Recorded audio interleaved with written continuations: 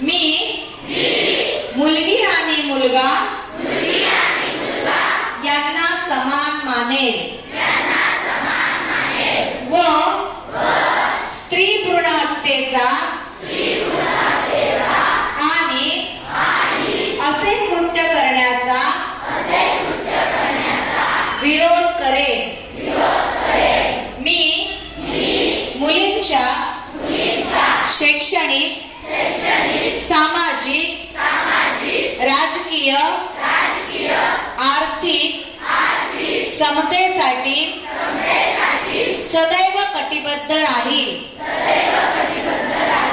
बेटी बचाओ बेटी पढाओ या राष्ट्रीय अभियानात सहभागी होऊन अभियानाच्या यशस्वीतेसाठी सदैव प्रयत्नशील राहील.